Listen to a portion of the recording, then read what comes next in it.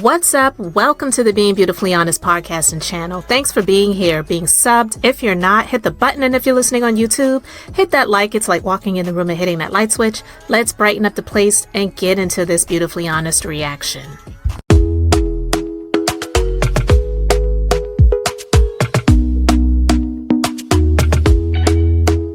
Talk to me nice, talk to me honestly. Look in my eyes, don't let it fall on me. Say you're a good guy, make me believe it. Don't wanna hear it, I wanna see it. See how rewind, when we rewind. What's up, guys? So, this Shannon Sharpe rabbit hole goes really deep. And no pun intended when I talk about being deep, because we know he loved to run deep into some holes. But I digress. I want to talk about the fact that, there's really a lot when it comes to him, but I feel like his ego was his downfall. And when it comes to ego, I don't know if anybody else picked this up, but Shannon Sharpe, and I've done a few different podcasts talking about Shay Shay, but he may not be the clapback queen, but he is a queen, and he definitely and has clapped back on a number of occasions. And one of the ways that he's clapped back is to pretty much block other podcasts and hate on other podcasters. And some people may not feel like that because they may feel like, oh, well, other people are jealous of him because of how successful he's been able to be in the podcast space and doing his Club Shay Shay thing. And then the extremely viral interview of Cat Williams, which I call, it wasn't even really an interview so much as it was Cat Williams coming on to really just let it all hang out on his platform. It wasn't because he was an amazing interviewer. And so Shannon Sharpe getting that recognition, honestly, it wasn't even really deserved. I'm just being honest when it comes to that. So it's not a hate thing, it's just a truth thing. It was the platform that Cat Williams chose to go on to say all of the things that he said and shared. And Shannon Sharpe didn't have a whole lot to do with it, besides the fact that some of the people that Cat Williams went off on were people that he had on his platform prior to Cat Williams coming on there. And that's one of the main reasons why Cat Williams chose to go there to respond to the people that he had on his platform before. So Jason, Lord God, I did not mean Jason Williams. Jason Lee, he talked about the fact that Shannon Sharpe has blocked other podcasters. And I want to share some of what he had to say. And let's just go ahead and get into it. All right, guys. All right, here we go. Listen,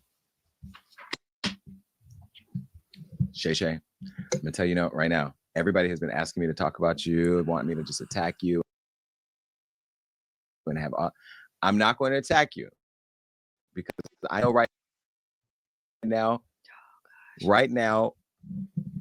you are in so much agony because life is coming so fast at you, pause, that you don't know what to do. And I know you're of a particular age where you can have a stroke in response to some of this madness. And I don't want to be the thing that pushes you off the ledge. And look, I'm just one voice in a sea of many voices that you probably want to choke out right now. I see what you did. But I'm not going to go there. I'm The shade choking out, but yeah. Just going to do my job. Stand down. Okay, now first let me just set this up. Shannon Sharpe, you know him as a podcaster because he did an interview with Cat Williams that went viral, gave him millions and millions of views, and almost created his podcast as an overnight success. But what I know about the good Lord and the good Beyonce internet is that nothing that comes fast stays, and everything worth having. Wait, sorry. See, Rob, you're being nasty. That wasn't just me. She heard it too. Well, I'm not being sexual. We're going to get to that. Oh, freak.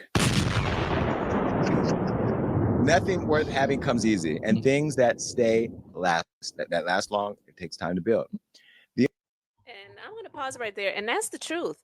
Now, uh, I know a lot of people, they love to give Shannon Sharp all of this credit, but who was really watching? Yeah, he was getting views. I mean, come on, but mainly because of just his following that he already had. It wasn't because he was doing these groundbreaking interviews, but who was really watching Club Shay Shay prior to Cat Williams being on there, right? So Jason Lee isn't lying about the fact that his virality, if you will, him going viral with that interview is really what helped him to blow up the way that he did. the other thing is, in the world of online media, I have more respect for people like me who built something from scratch from the ground up, not that does it on the Disney dollar and builds a whole brand in corporate America and then transitions. Now, there's two ways of doing it because Don Lemon's doing that now, and I respect Don for doing what he's doing and how he's doing it, but it came out of him being betrayed by the corporate people, not him wanting to come and grab the culture after he got tired of working with the white man, Skip Bayless.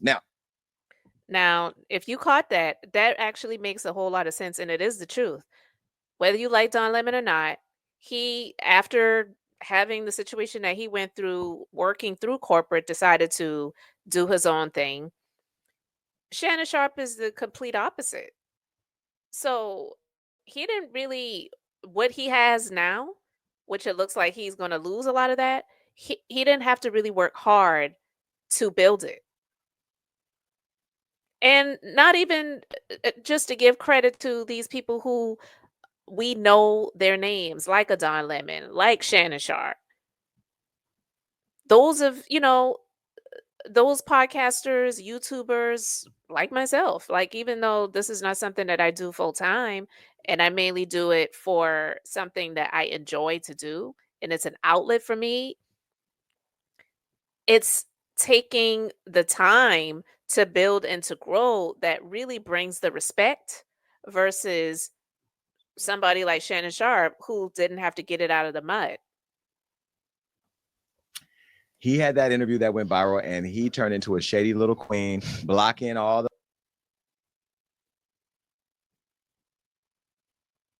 podcasters he don't like and side-eyeing, da da da da da. And I'm sorry, guys. YouTube does not want me to be great right now, so it keeps freezing up, even though my Wi-Fi is definitely doing well. So this ain't nothing but the ghost of Shannon Sharp trying to stop me from talking about this because I've been talking about him a whole lot, but I'm not the only one. And this is what I love about me. I'm talking about me now because I'm gloating. That's what this is called, gloating. Not gloating in his misery. I'm just gloating at my success because I have taken so many hits on the chin, not sexually. See, Shannon, you have fucked up my whole conversation because everything we say during this segment is going to be looked through the lens of some old freak shit. No, humping on Michelle on camera. I'm coming for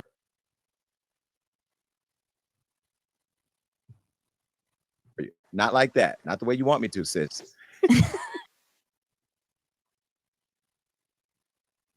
But the thing about me that I love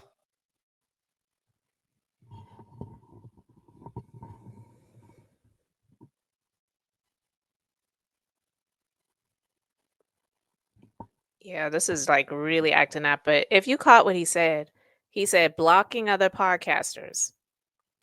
And listen, he had the tendency to be clapping back at people and blocking people. I've heard a number of different people who have said that, yeah, Shannon Sharp has me blocked on social media. Somebody as large as he is, not in terms of his size, in terms of, his weight and his height, but just the number of followers and all of the stuff that he was doing. Why is he taking the time to block other podcasters? Like, why are you doing that? And I don't believe Jason Lee, even though, Tasha K has done commentary talking about him or whatever, he would always say, the gay rumors and stuff. I don't care. He did care. He did care. He's a liar. I'm not saying that he doesn't have the right to, his feelings and his emotions, and if his feelings got hurt or whatever.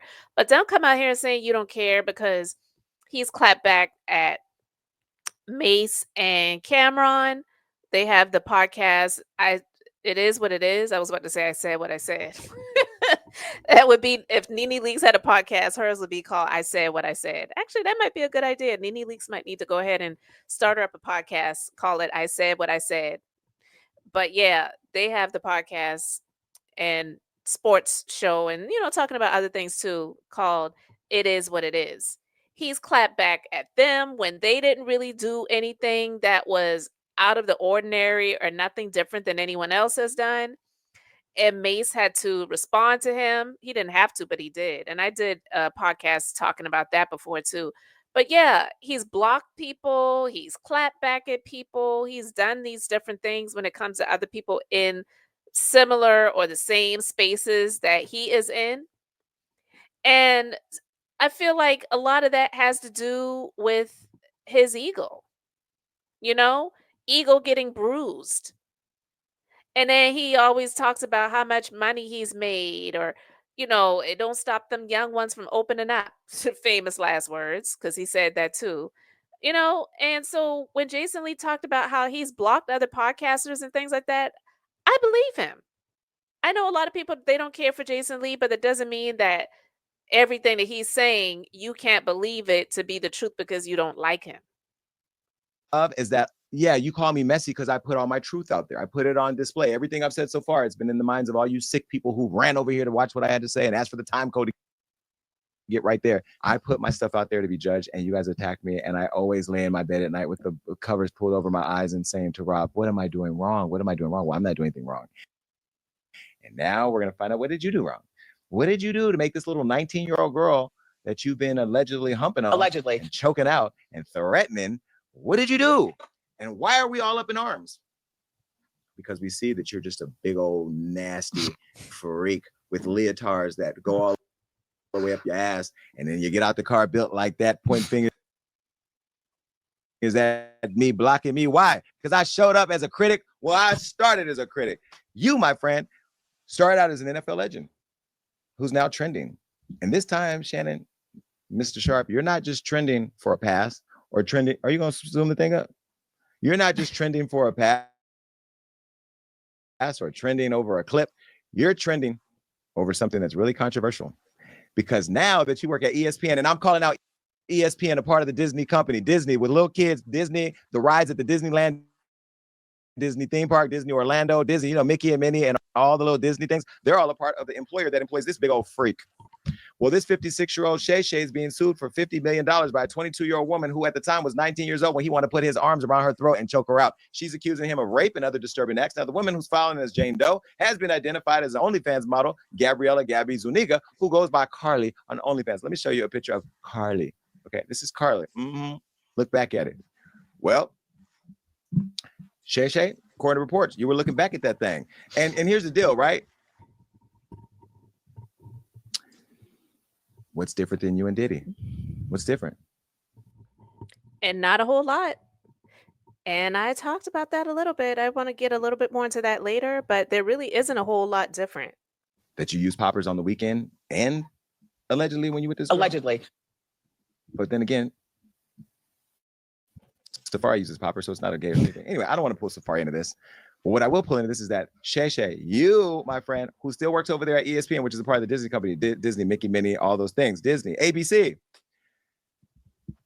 According to reports, Shannon's accuser filed a 13-page lawsuit in Nevada State Court, and now she's being represented by Houston attorney Tony Busby. Now, Tony, we're going to get back to you because after what you did to Jay-Z, I don't even know if all this makes sense because it's all probably a scam anyway.